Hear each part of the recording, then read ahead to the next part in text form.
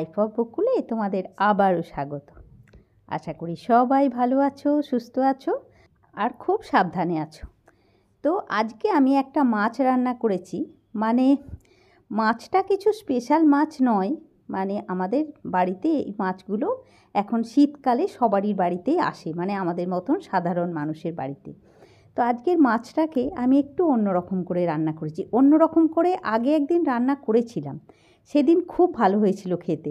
আর তখনই মনে হয়েছিল নেক্সট ডে যেদিন এই মাছটা আনবে সেদিন আমি তোমাদেরকে দেখাবো পুরোটা ভিডিও করে।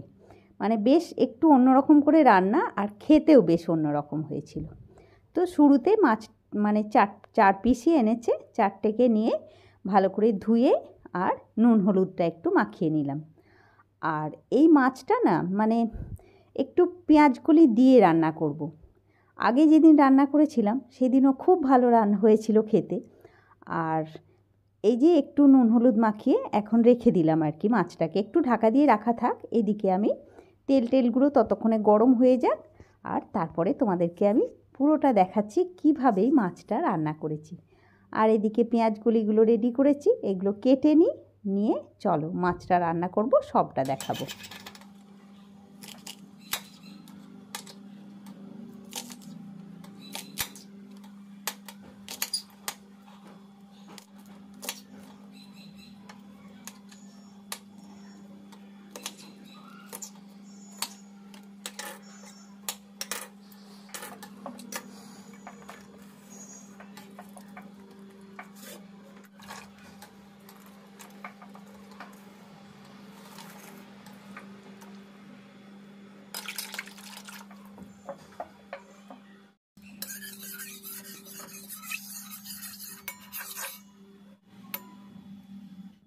এদিকে তেলটা গরম হয়ে গেছে, আর গরম হলো যখন একটু নুন দিলাম, কেননা মাছ ভাজার সময় গরম তেলে একটু নুন দিলে মাছটা কড়াতে লেগে যায় না। চলো মাছটা চটপট করে ভেজে নিই।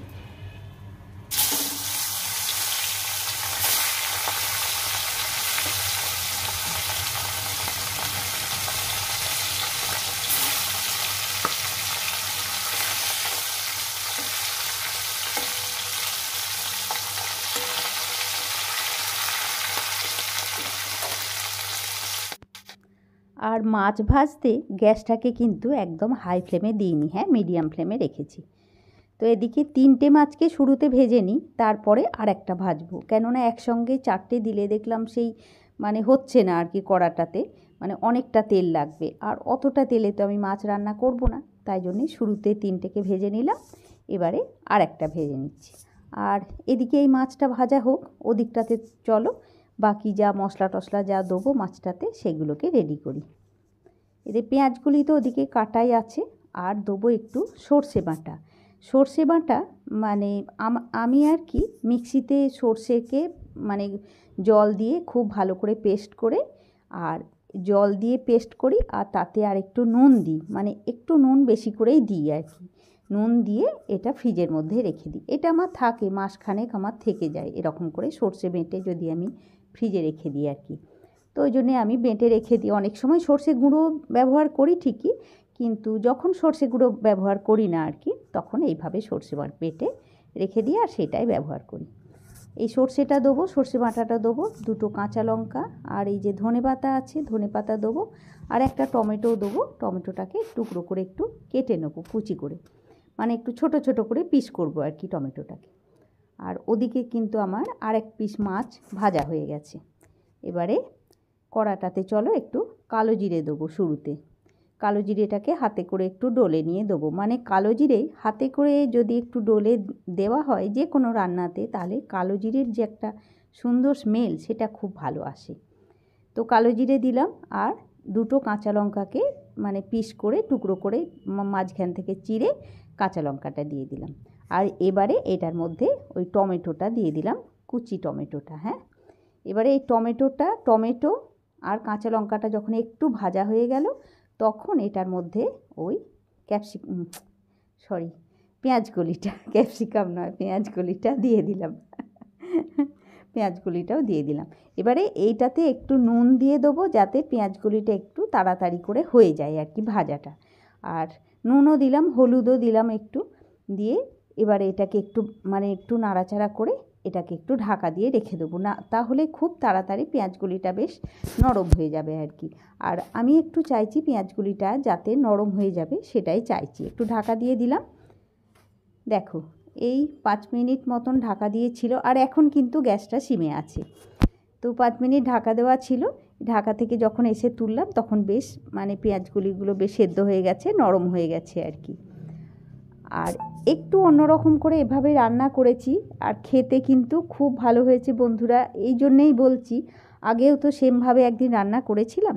আর দেখলে তোমরা একটু চিনি দিলাম আমি, যে কোনো রান্নাতে চিনি একটু দিই, স্বাদের ব্যালেন্সের জন্যে।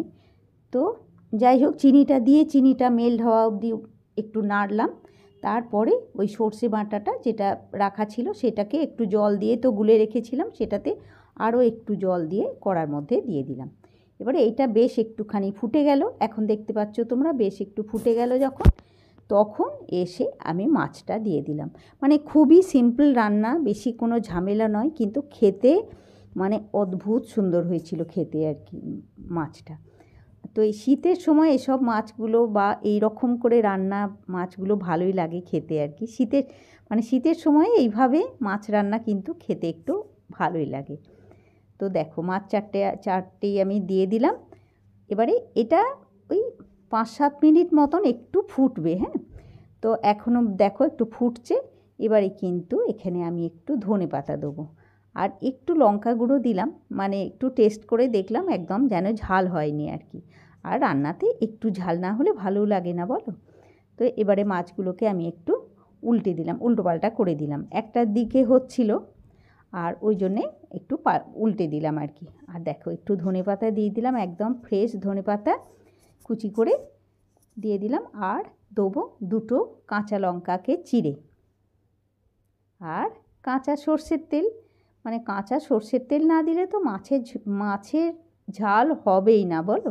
মাছের ঝালের যে একটা সুন্দর স্মেল লাস্টের কাঁচা সর্ষের তেলের, সেটার জন্যে তো তেল একটু ছড়াতেই হবে। তো কাঁচা সর্ষের তেল ছড়িয়ে দিলাম। আমার কিন্তু রান্নাটা হয়ে গেল। এবারে একটু স্ট্যান্ডিং টাইম থাক, ঢাকা দিয়ে একটু রাখা থাক, একটু পরে তোমাদেরকে এসে আমি দেখাচ্ছি সবটা। চলো, অনেকটা টাইম চলে গেছে, মাছটা একটু ঠান্ডাও হয়ে গেছে। এবারে মাছটা একটু একটু করে ঢেলে নিই, ঢেলে তোমাদেরকে দেখাই। আর তখন যতটা মনে হচ্ছিল যে অনেকটা বোধহয় গ্রেভি হবে, ঝোল হয়ে যাবে মাছটা, কিন্তু তা হয়নি। দেখো একদম পুরো মাখো মাখো হয়েছে জিনিসটা, আর দেখতেও বেশ সুন্দর হয়েছে, আর ততটাই ভালো হয়েছে খেতে।